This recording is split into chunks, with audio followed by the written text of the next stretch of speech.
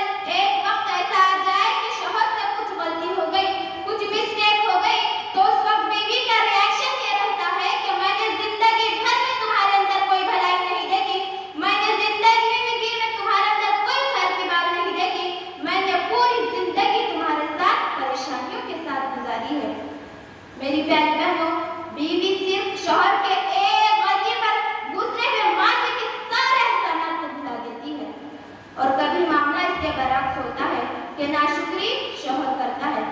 مالدار باپ کی بیٹی تھی، مالدار گھرانے سے تعلق رکھتی تھی، غریب شوہر مل گیا، غریب سسرال مل گیا، لیکن پھر بھی اس نے اپنے شوہر کے ساتھ کا صبر کیا۔ کھانے پینے کا معیار کم ہو گیا، پہننے اوڑھنے کا معیار کم ہو گیا، رہن سہن کا معیار کم ہو گیا، لیکن پھر بھی اس نے اپنے شوہر کے ساتھ صبر کیا۔ اور کتنی بیویاں ایسی ہیں جو اپنے شوہر کا ہاتھ بٹاتے ہوئے اپنا پورا زیور شوہر کے حوالے کر دیتی ہے کہ جاؤ، تم کو تمہارے بزنس میں لاس ہو گیا ہے، تم کو تمہارے کاروبار میں نقصان ہو گیا ہے، میرے سارے زیور کو بیچ لو اور اپنے کاروبار کو آگے بڑھاؤ۔ شوہروں کو بیویوں کے احسانات کو کبھی فراموش نہیں کرنا چاہیے۔ ناشکرا ہوگا وہ شوہر جو اپنے بیویوں کے احسانات کو فراموش کر دے۔ آئے میں ناشکری کے متعلق ایک قوم والوں کا واقعہ بتاتی ہوں۔ اللہ تعالیٰ نے سورۃ سبا میں یمن میں رہنے والی قوم سبا کا تذکرہ فرمایا۔ وہ شادابی، وہ ہریالی، وہ کھیتیاں، وہ فصلیں، اللہ اکبر، وہ باغیچے، لقد کان لسبأ فی مسکنہم آیہ جنتان عن یمین و شمال۔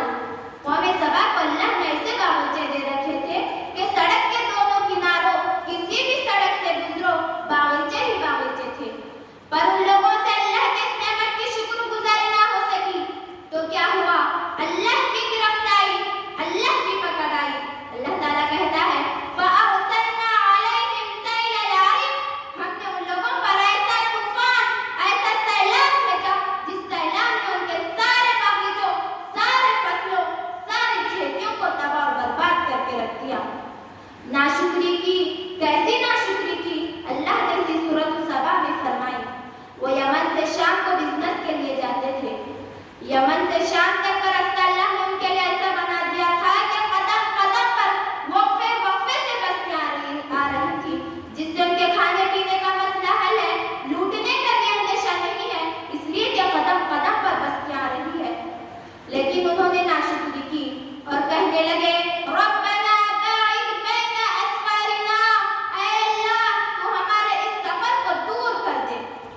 نعمت ملی ہوئی ہے پر ان لوگوں کو اللہ کے اس نعمت کی قدر نہیں ہے اور اللہ سے یہ درخواست کر رہے ہیں کہ وہ ان بستیوں کو ہٹا دے۔ تو اللہ تعالیٰ نے کیا کیا؟